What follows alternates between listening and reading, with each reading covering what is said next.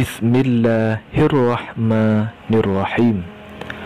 Assalamualaikum warahmatullahi wabarakatuh.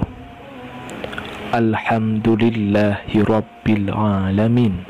Wassalatu wassalamu ala ashrafil anbiya'i wal mursalin wa ala alihi wa ashabihi ajma'in. Asyhadu an la ilaha illallah wahdahu la syarikalah wa asyhadu anna Muhammadan abduhu wa rasuluh. Allahumma salli ala sayyidina Muhammad wa ala ali sayyidina Muhammad. Syukur alhamdulillah kita dapat berjumpa kembali di channel ini. Harapan dan doa saya, semoga saudaraku semua yang menonton video ini selalu diberikan kesehatan, dilapangkan rezekinya, diampuni dosanya, dan dipanjangkan umurnya. Amin, amin, ya rabbal alamin. Setiap manusia tentu mendambakan hidup bahagia, baik bahagia saat hidup di dunia maupun di akhirat kelak. Namun pada kenyataannya, tidak semua manusia diberikan kenikmatan hidup seperti itu. Padahal Islam memberikan tuntunan kepada manusia supaya bisa meraih hidup bahagia, dan perintah ini pun bisa kita jumpai di dalam Al-Quran maupun hadis Nabi Muhammad SAW.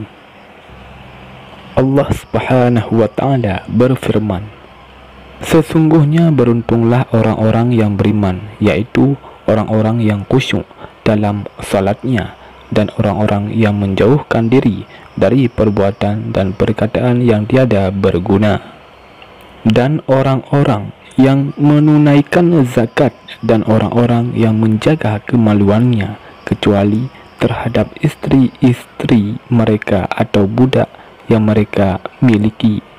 Maka sesungguhnya mereka dalam hal ini tidak tiada tercela. Barang siapa mencari yang di balik itu, maka mereka itulah orang-orang yang melampaui batas, dan orang-orang memelihara amanat-amanat yang dipikulnya dan janjinya, dan orang-orang yang memelihara salatnya. Quran Surat Al-Mu'minun ayat 1-9. Dari ayat ini bisa disimpulkan bahwa untuk mencapai kebahagiaan dunia maupun akhirat sebetulnya tidaklah sulit.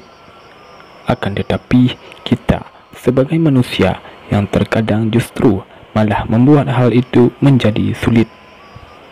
Oleh sebab itu, supaya hidup kita bisa bahagia di dunia maupun akhirat, Islam mengajarkan 3 hal penting yang harus dikerjakan.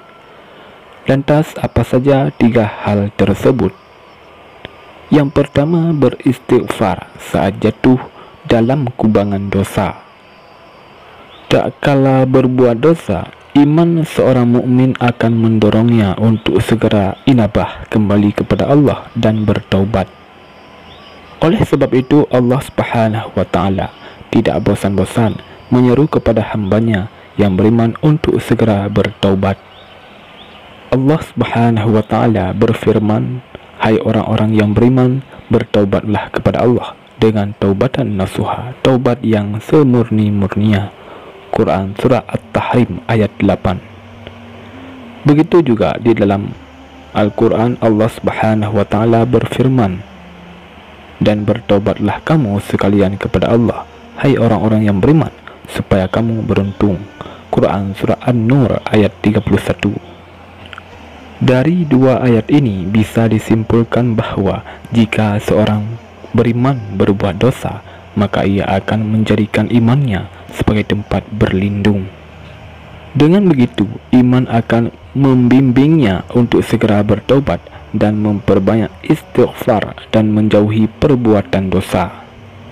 Karena kita semua tahu tidak ada yang berat bagi Allah untuk menutupi bahkan menghapus dosa-dosa kita sebesar apapun apabila kita mau benar-benar bertaubat. Allah Subhanahu wa Ta'ala berfirman, "Hai hamba-hambaku yang melampaui batas terhadap diri mereka sendiri, janganlah kamu berputus asa dari rahmat Allah. Sesungguhnya Allah mengampuni dosa-dosa semuanya. Sesungguhnya Dialah yang Maha Pengampun lagi Maha Penyayang." Quran Surat Az-Zumar ayat 53. Dari ayat ini dapat disimpulkan bahwa seolah-olah Allah ingin mengatakan kepada hambanya yang masih punya iman untuk segera bertaubat. Tidak peduli seberapa besar dosa yang pernah dikerjakan dan seberapa banyak dosa yang sudah ia kumpulkan. Karena kita semua tahu Allah Subhanahu wa Ta'ala adalah Tuhan yang Maha Pengampun, Maha Penyayang, lagi Maha Penerima Taubat. Yang kedua, mempunyai rasa selalu bersyukur. Kalau kita mau menyadari anugerah yang telah diberikan oleh Allah Subhanahu wa Ta'ala kepada kita, bisa dikatakan tidak terbilang jumlahnya. Anugerah tersebut terdapat pada badan kita, harta kekayaan, keturunan, tempat tinggal, dan segala macam urusan duniawi. Akan tetapi, seolah-olah nikmat tersebut tidak nampak pada diri kita, sehingga yang terjadi adalah kita akan selalu merasa kurang dan akan terus kurang. Seandainya manusia tidak bersyukur diminta untuk mengembalikan apa yang pernah Allah Subhanahu wa Ta'ala berikan, tentu orang tersebut tidak akan mampu menggantinya. Namun Allah dengan Maha Belas Kasih-Nya tidak pernah meminta sedikit pun dari harta kekayaan yang kita dapat. Allah hanya meminta waktu sedikit saja dari kita untuk bersyukur dengan apa yang diberikannya kepada kita. Allah Subhanahu wa Ta'ala berfirman, "Dan jika kamu menghitung nikmat Allah, tidaklah dapat kamu menghinggakannya. Sesungguhnya manusia itu sangat zalim dan sangat mengingkari nikmat Allah." Quran Surat Ibrahim ayat 34. Jika kita mau menghayati makna dari ayat ini, kita akan menangis dan memohon ampun kepada Allah, karena kita selalu menzalimi nikmat yang telah Allah Subhanahu wa Ta'ala berikan kepada kita. Oleh sebab itu, bersyukurlah saudaraku semuanya apa yang saudaraku dapatkan sekarang ini. Allah Subhanahu wa Ta'ala berfirman, "Sesungguhnya jika kamu bersyukur, pasti kami akan menambah nikmat kepadamu, dan jika kamu mengingkari nikmatku, maka sesungguhnya azabku sangat pedih." Quran Surat Ibrahim ayat 7. Dalam ayat ini dapat disimpulkan bahwa Allah Subhanahu wa Ta'ala seakan-akan ingin mengatakan kepada hambanya, syukur adalah sebab ditambahnya nikmat, oleh karenanya bersyukurlah. Namun jika kita mengingkari nikmat yang Allah berikan, maka siap-siaplah azab Allah sangatlah pedih. Yang ketiga, bersabar saat diberikan ujian.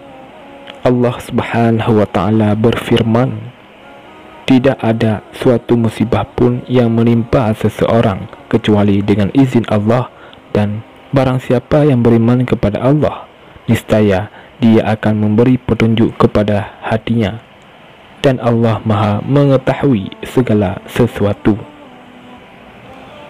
Dalam ayat ini menjelaskan bahwa apabila seseorang mukmin yang sedang ditimpa musibah, lantas ia menyadari bahwa musibah tersebut adalah ujian dari Allah Subhanahu wa Ta'ala, kemudian ia menerima musibah tersebut dengan lapang, lalu memohon petunjuk kepada Allah Subhanahu wa Ta'ala, maka insya Allah Subhanahu wa Ta'ala akan mengangkat derajat orang tersebut, dan Allah akan menggantinya dengan yang jauh lebih baik. Oleh sebab itu, apabila kita sedang ditimpa musibah, hindari sebisa mungkin untuk mencela musibah tersebut. Akan tetapi bersabarlah dan terus meminta petunjuk kepada Allah Subhanahu wa taala supaya diberikan jalan keluarnya.